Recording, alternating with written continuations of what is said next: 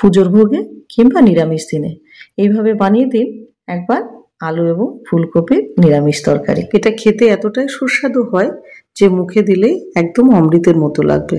নমস্কার, কেমন আছেন সবাই? নিশ্চয়ই খুব ভালো আছেন। বাসন্তী রান্নাঘরে সবাইকে স্বাগত। সামনেই আসছে দুর্গাপুজো, কয়দিন ধরেই চলবে মায়ের ভোগ এবং তার মধ্যে অবশ্যই বানিয়ে দিন এইভাবে আলু ফুলকপি নিরামিষ তরকারি। শুধু দুর্গাপুজো না, যে কোনো পুজোতে কিংবা নিরামিষ দিনে এইভাবে একবার হলেও আলু ফুলকপির তরকারি বানিয়ে দেখতে পারেন। এটা খেতে এতটাই সুস্বাদু যে ভগবান এবং ভক্ত দুইজনই কিন্তু ভীষণ খুশি হবে। আশা করি ভিডিওটা আপনাদের খুব ভালো লাগবে, আর ভালো লাগলে অবশ্যই আমার পাশে থাকবেন। তাহলে দেরি না করে চটপট দেখে নিই আজকে আমাদের আলু ফুলকপির তরকারিতে কি কি লাগছে। আলু ফুলকপির তরকারি, আলু ফুলকপি তো লাগছেই, আর ফুলকপিগুলো আমি এরকম মাঝারি মাপের কেটে নিয়েছি। খুব বড়ও না আবার খুব ছোটও না, যাতে লবণ ঝাল ঠিকঠাকভাবে ঢোকে। এখানে একটা মিডিয়াম সাইজের ফুলকপি আছে, আর আলু নিয়েছি এখানে ঠিক এইভাবে কেটে। এখানে দুটো বড় সাইজের আলু নিয়েছি। আমি এখানে একটা ফুলকপি এবং দুটো আলু তরকারি দিয়ে বানাবো। আপনারা চাইলে সেখানে পরিমাণ বাড়াতে পারেন কিংবা কমাতে পারেন। আর কি কি লাগছে একবার দেখিয়ে দিই। এখানে নিয়েছি একটা বড় সাইজের টমেটো, আর নিয়েছি কিছু পাকা লঙ্কা, আর নিয়েছি এখানে কিছু আদা। এবার লঙ্কা বাড়া কমা আপনারা করতে পারেন, তবে ভোগের তরকারি বেশি ঝাল হলে ভালো লাগে না। আর এখানে নিয়েছি কয়েকটা কাজু এবং কয়েকটা আমন্ড এবং 25 গ্রাম মতো নিয়েছি কিশমিশ। এবার সেটাকে 15 থেকে 20 মিনিট এখানে আমি জলে ভিজিয়ে রেখেছিলাম। তাহলে চলে যাই রান্নাতে। এখানে আলু এবং ফুলকপিটা হালকাভাবে একটুখানি সেদ্ধ করে নেব, কারণ এর একটা গন্ধ আছে। এবার এটা সেদ্ধ হতে থাক, ততক্ষণে একটা মশলা করে নিয়ে নিলাম একটা মিক্সিং জার, এবং তাতে এক এক করে টমেটো, লঙ্কা এবং আদাটা দিয়ে দেবো। এবার এটাকে খুব ভালোভাবে পেস্ট করে নেব। এখানে আমাদের দুটো পেস্ট লাগবে। এবার এটা পেস্ট করা হয়ে গেছে। এবার একটা গুঁড়ো মশলার ঘোল তৈরি করতে হবে। তার জন্য একটা বাটিতে নিয়ে নিলাম অল্প একটুখানি জল, হাফ কাপ মতো এখানে জল নিয়ে নিয়েছি। এবার দিয়ে দেবো এক এক করে। প্রথমে দেবো 1 চামচ হলুদ গুঁড়ো, আর দিয়ে দেবো হাফ চামচের একটু বেশি কাশ্মীরি লঙ্কার গুঁড়ো কালারের জন্য, আর দিয়ে দেবো 1 চামচের একটু বেশি জিরে গুঁড়ো, আর 1 চামচ ধনে গুঁড়ো।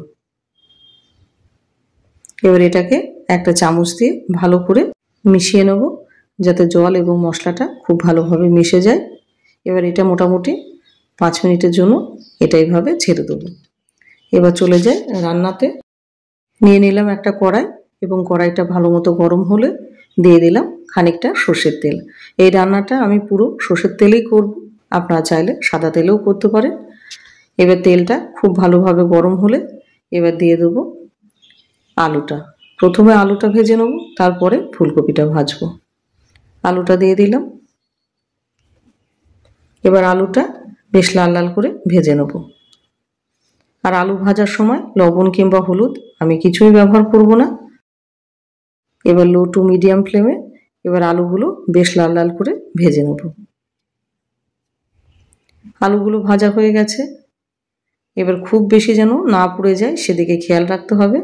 এবার আলুগুলো তুলে নেব। এবার দিয়ে দেবো ফুলকপিটা। ফুলকপিটা দেওয়া হয়ে গেলে গ্যাসের ফ্লেম রেখেছি লো টু মিডিয়াম। এবার ফুলকপিটা খুব সুন্দরভাবে ভেজে নেব, যাতে খুব বেশি পুড়ে না যায় কিংবা কাঁচাও না থাকে। একটুখানি হালকা হালকা একটুখানি রং ধরলে তখন তুলে নেব। ভোগের জিনিস কোনোভাবে যেন পুড়ে না যায় সেদিকে খেয়াল রাখতে হবে। এবার এটা ভাজা হয়ে গেছে। এবার এটাকে তুলে নেব। আমাদের বাড়িতে যেহেতু পুজো হয়, ওই জন্য আমরা ছোট থেকে দেখে এসেছি ভোগের পুরো রান্নাটা ঘি দিয়ে করতে। সেক্ষেত্রে আপনারা চাইলে পুরো রান্নাটা ঘি দিয়ে করতে পারেন। এবার কপিটা তুলে নিয়ে এবার ফোড়নে দেবো একটা শুকনো লঙ্কা, গোটা গরম মশলা, হাফ চামচ জিরে এবং একটা তেজপাতা। এবার ফোড়নটা ভাজবো যতক্ষণ না সুন্দর গন্ধ বেরোচ্ছে। তবে আমি যেভাবে করছি এইভাবেও দুর্দান্ত স্বাদ হয়, আপনারা এইরকম করে দেখতে পারেন। এবার টমেটো বাটাটা প্রথমে দিয়ে দিলাম। টমেটো, লঙ্কা আর আদাটা যেটা বেটে রেখেছিলাম সেটা দিয়ে দিলাম। গ্যাসের ফ্লেম রেখেছি লো টু মিডিয়াম। এবার মশলাটাকে ভালোভাবে কষিয়ে নেব। আর যেহেতু টমেটো আছে, তাড়াতাড়ি রান্না হওয়ার জন্য আমি একেবারেই লবণটা দিয়ে দিলাম। এখানে মোটামুটি 1.5 চামচ লবণ দিলাম। আমার তরকারি পরিমাণ মতো আপনারা কিন্তু সেই বুঝে লবণটা দেবেন। এবার এটাকে ভালোভাবে কষিয়ে নেব। আর ভোগের রান্না একটু সময় ধরে করতেই হবে, আর খেয়াল রাখতে হবে কোনোভাবে যেন কোনো কিছু পুড়ে না যায়, সেদিকে কিন্তু বিশেষ ধ্যান রাখতে হবে। এবার মশলাটা খানিক কষানো হয়ে গেলে দিয়ে দেবো গুঁড়ো মশলার ঘোলটা, যেটা করে রেখেছিলাম সেইটা। একটুখানি জল দিয়ে দেবো যাতে কোনোভাবে নিচে না লেগে যায়। এবার এটাকে ভালো করে কষিয়ে নেব। আর গ্যাসের ফ্লেম লো টু মিডিয়ামে রেখেছি, কোনোভাবে হাই করা যাবে না, তাহলে কিন্তু মশলাটা ঠিকঠাকভাবে কুক হবে না, অথচ নিচে লেগে যাবে কিংবা পুড়ে যাবে। এবার মশলাটা ভালোভাবে কষিয়ে নেব যতক্ষণ না তেলটা সেপারেট হচ্ছে। মশলাটা কষানো হয়ে গেছে, দেখতেই পাচ্ছেন তেলটাও কিন্তু ছেড়ে দিয়েছে। আর মশলাটা কিন্তু খুব সুন্দরভাবে কষিয়ে নিলাম, দেখতেই পাচ্ছেন। এবার দিয়ে দেবো ভেজে রাখা আলু এবং ফুলকপিটা।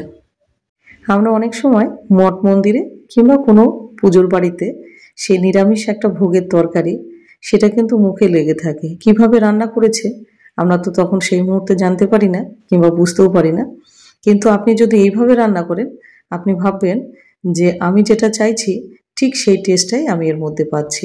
এটা খেতে এতটাই সুস্বাদু হয় এবং রান্না করাটাও খুব সহজ। দেখতেই পাচ্ছেন কোনো রকম ঝামেলা নেই, কিন্তু তৈরি হবে একটা সুস্বাদু নিরামিষ তরকারি বা ভোগের তরকারি। এবার ভালো করে আলু এবং ফুলকপিটা কষিয়ে নেব যাতে খুব সুন্দরভাবে কষে যায়। আর এইভাবে কষিয়ে নিলে কিন্তু তরকারিটা খেতে আরও বেশি ভালো হবে। এবার ভালোভাবে কষানো হয়ে গেছে আর ফুলকপি থেকে তেলও ছেড়ে দিয়েছে। আর এটা মোটামুটি আমি 6 থেকে 7 মিনিট এটাকে কষিয়ে নিলাম ভালো করে। এবার দিয়ে দেবো বেটে রাখা কাজু, আমন্ড এবং কিশমিশটা। এবার এটাকে দিয়ে আরও মোটামুটি 5 থেকে 7 মিনিট লো টু মিডিয়াম ফ্লেমে ভালো করে কষিয়ে নেব। নিরামিষ তরকারি এমন জিনিস, অনেক মশলা হলেই যে তরকারির স্বাদ হবে, অনেক তেল ঢাললে সেরকম নয়। প্রপারভাবে সব কিছু যদি ঠিকঠাক মেনটেন করে চলেন, অল্প মশলায় অল্প তেলে আপনার তরকারি কিন্তু সবার চাইতে আলাদা হবে। এবার এটা 5 থেকে 7 মিনিটের জন্য ঢাকা দিয়ে দিলাম। এবার ঢাকাটা খুলে এবার ভালো করে আরেকটু কষিয়ে নেব। দেখতেই পাচ্ছেন তেলটা ছেড়ে গেছে আর খুব সুন্দরভাবে তরকারিটা কিন্তু কষেও গেছে। আর এটা মোটামুটি আরও আমি 5 মিনিট এইভাবে কষিয়ে নেব। এই কষাতে কষাতেই কিন্তু রান্নাটা অর্ধেকটা হয়ে যাবে। আর এইরকম কষাতে কষাতে যখন দেখবেন তেলটা পুরোপুরি ছেড়ে গেছে, তখনই কিন্তু জলটা দিতে হবে। তরকারি থেকে তেলটা পুরোপুরি ছেড়ে গেছে, দেখতেই পাচ্ছেন কি সুন্দরভাবে তরকারিটা কষিয়ে নিলাম। ভালো তরকারি রান্না করতে গেলে ছোট্ট ছোট্ট টিপস, সেগুলো যদি আপনি ফলো করেন, সবার চাইতে 10 গুণ বৃদ্ধি পাবে আপনার তরকারির স্বাদ। এবার এটা ভালোভাবে কষানো হয়ে গেছে, পুরোপুরি তেলটা কিন্তু ছেড়ে দিয়েছে। এবার দিয়ে দেবো মিক্সির বাটিটা ধুয়ে 1 বাটি জল। জল এইটুকুই দেব, যেহেতু ভোগের তরকারি সেহেতু জল আমি বেশি দেব না। একটু ঝোল, একটু মাখা মাখা আর কি, খুব শুকনোও না আবার খুব বেশি ঝোলও না। এবার এটা মোটামুটি 7 থেকে 8 মিনিটের জন্য লো টু মিডিয়াম ফ্লেমে ঢাকা দিয়ে দেবো। আর মাঝখানে একটুখানি নেড়ে দিতে হবে, তরকারিটা যেন শুকিয়ে না যায় সেদিকেও খেয়াল রাখতে হবে। এবার এটা ঢাকা দিয়ে দিলাম। 7 মিনিট পর ফিরে আসলাম, তরকারিটা কিন্তু ফুটে গেছে। এবার দেখে নিই আলুটা সেদ্ধ হয়েছে নাকি। আলুটা আরেকটুখানি সেদ্ধ হবে, পুরোপুরি সেদ্ধ হয়নি, আর একটুখানি সময় লাগবে তরকারিটা সেদ্ধ হতে। এবার মোটামুটি 5 থেকে 7 মিনিট এটাকে আরেকটু বেশি ফুটিয়ে নিলাম। এবার দেখে নিই যে আলুটা সেদ্ধ হয়ে গেছে নাকি। আলুটা পুরোপুরি সেদ্ধ হয়ে গেছে, আর ঝোলটা কিন্তু আর বেশি শুকাবো না, মোটামুটি রান্না প্রায় হয়ে এসছে। এবার বাকি যে উপকরণ সেগুলো এক এক করে দিয়ে দিই। নিরামিষ তরকারি যেহেতু, সেহেতু একটু মিষ্টি তো লাগবে। মিষ্টির জন্য দিয়ে দিলাম 2টো বাতাসা। আপনারা চাইলে এখানে 1 চামচ চিনি ব্যবহার করতে পারেন, কারণ নিরামিষ তরকারি একটুখানি মিষ্টি না হলে কিন্তু ভালো লাগে না। এবার একটুখানি নাড়াচাড়া দিয়ে দিয়ে দেবো 1/2 চামচের একটু বেশি ঘি, একদম শুদ্ধ গাওয়া ঘি আমি এখানে দিয়ে দিলাম। এবার ঘিটা দিয়ে আরও মোটামুটি 1-2 মিনিট নাড়াচাড়া করে নিয়ে এবার দিয়ে দেবো উপর থেকে কিছু ফ্রেশ ধনেপাতা। তবে ঘরে যদি ধনেপাতা না থাকে তাহলে স্কিপ করতে পারেন, কিন্তু যদি থাকে তাহলে অবশ্যই এই তরকারিটাই দেবেন। এবার এটা ভালোভাবে একটুখানি নাড়তে হবে। এবার ঝোলটা কিন্তু অনেকটা ঘন হয়ে গেছে, আর কোনোভাবে কিন্তু ঝোলটা কমানো যাবে না। এবার দিয়ে দেবো 1/4 চামচ গরম মশলার গুঁড়ো। এবার গরম মশলার গুঁড়ো দিয়ে 1 থেকে 2 মিনিট একটুখানি নাড়াচাড়া দিয়ে নেব। তরকারিটা ভালোভাবে একটু নেড়ে দেবো যাতে গরম মশলাটা খুব ভালোভাবে তরকারির মধ্যে মিশে যায় এবং তরকারির গন্ধে সারা ঘর মমক হচ্ছে। সত্যিই মনে হচ্ছে পুজোর ভোগ রান্না করছি রান্নাঘরে। এবার গ্যাসের ফ্লেমটা অফ করে দেবো। আর যেহেতু নবরাত্রিও চলছে, যারা নিরামিষ খাবেন কিংবা যারা মায়ের কাছে ভোগ দেবেন, যে এই 4 দিনে 4 রকম তরকারি, তার মধ্যে অবশ্যই রাখুন এইভাবে একদিন আলু এবং ফুলকপির নিরামিষ তরকারি। আর এর স্বাদ কেমন না রান্না করলে বুঝতে পারবেন না। আর ভিডিওটা আপনাদের কেমন লাগলো? আশা করি খুব ভালো লেগেছে, কারণ যারা ভাবছেন মায়ের কাছে একটু ভোগ দেবো কিংবা নিরামিষ দিনে কি খাবো, তারা অবশ্যই বাড়িতে এইভাবে আলু ফুলকপির তরকারি একবার ট্রাই করে দেখতে পারেন। আর ভিডিওটা ভালো লাগলে অবশ্যই চ্যানেলটাকে সাবস্ক্রাইব করে একটা লাইক কমেন্ট করতে ভুলবেন না। তাহলে আজকে চলি, ভালো থাকবেন, সুস্থ থাকবেন, আবার দেখা হবে।